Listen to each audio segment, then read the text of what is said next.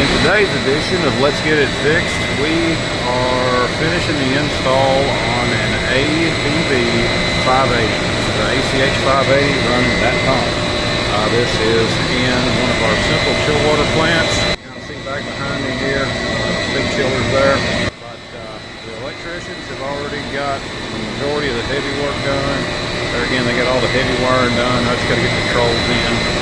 I'm going to mount a relay here on this box. It's going to be for our start enable. It's like having that relay up higher. Could put it down here, but we have it up high. That way, if even somebody walking by, they can check to see if we got a command on it, that sort of thing. But first thing we got to do is we got to get all the wiring cleaned up, get the relay mounted, and start filtering everything through.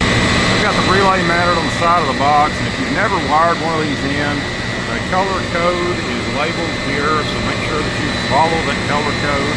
Basically what you have here, these two wires, two orange wires here, these are a normally open contact. That's all these are.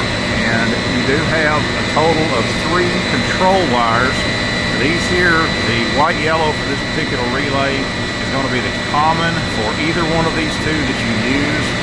We use the 24 volt. This is what's going to be coming from the controller, controlled by the wiring that is in one of these cables here. So basically it's going to be the yellow white and the blue white, you know, the one with the blue stripe. These two here are going to be getting 24 volts from the controller. It will then close these contacts to enable the drive.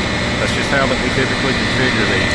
If you were using a 110 circuit for something, that's when you would use the white with the black stripe with the white and yellow.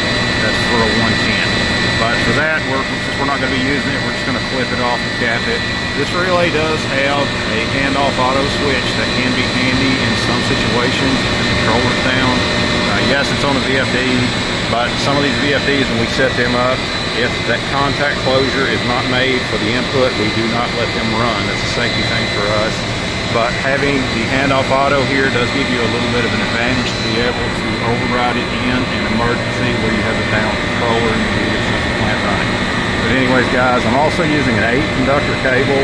I'll show you more of that in just a bit. But I'm going to put links to all this stuff. Literally, I ordered this off of Amazon. You can get those off of Amazon as well. I'll put links down in the description of this video. Here's the cable. I've got it skinned back just a bit. And like I say, it's perfect for VFDs. I've put in many of them with this cable. And again, most of the time you can run them from a controller. This one is a replacement that has had previous wiring. So we've got the junction box here. The electrician set that junction box. So we're just going to splice it in there since we do have to extend the control cables.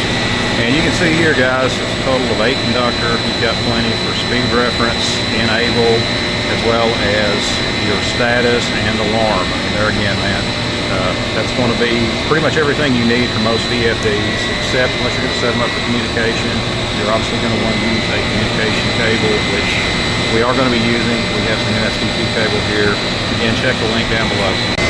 Now, guys, we've got all of our control wires landed. I've still got to tidy it up, you know, some zip ties and stuff. Now, one thing I'm not doing, even though I have got the communication wires landed, at least on this terminal block, I'm not going to be plugging that in until after I get everything set up, because I do not want to risk this bringing the trunk down for the chiller plant just because the communication has not been set up yet, okay? So that's something that you may want to take note of whenever you put one of these on for the first time. Make sure before you tie this in, go ahead and get your communication set up, get your address, your instance ID, and all of that set up in the VFD before plugging this in. That way you hopefully don't take the risk of bringing down stuff, okay? You got a duplicate instance ID on the network, you know that you can have problems on your system, so that's just a little side point.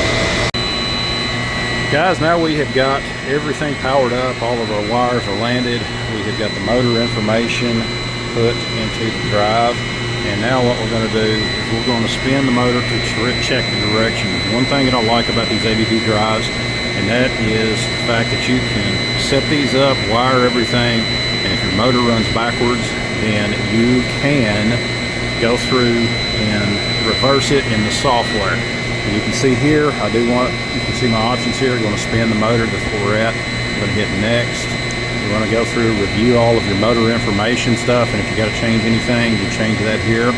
that is now correct for this. Now I'm going to select spin the motor, and it's going to give me this warning screen, and you have to have all your interlocks and all your safeties and stuff set up. And now I'm going to press hand, and it's going to give me this option here once that motor spins. The motor did not go the correct direction, so I'm going to change that. I'm going to select no, it did not, and I'm going to hit next, and it is going to change the motor direction for me. And you can see here, I'm going to press it again. I've entered it in the software. I'm going to press hand again, and now we are going in the correct direction. You can kind of see that there. Again, that I am running this very slowly just to make sure that everything is correct. Yes, now we are going the correct direction, so I'm going to hit next. And you can see there, again, we are in hand. I'm going to take this out of hand and put it into auto, just like that. Now, one thing about this as well, I do have a relay here that has a handoff auto button on it. Got to make sure that that is in the correct position as well, and that is something that you need to make sure of, and it's kind of a handy thing to have in the event that you need to do some work on this. Now, you can see here where I just turned that off. I want to show you something here, guys. If you get this missing, start enable one interlock. Let me show you something. Let me press this back closed.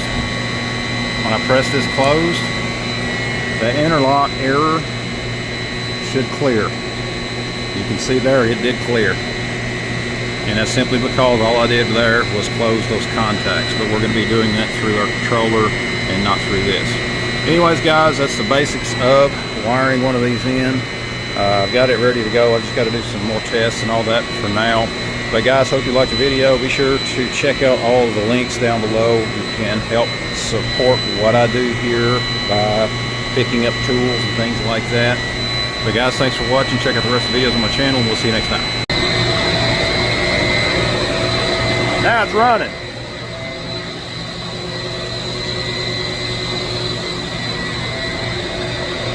Part of my day.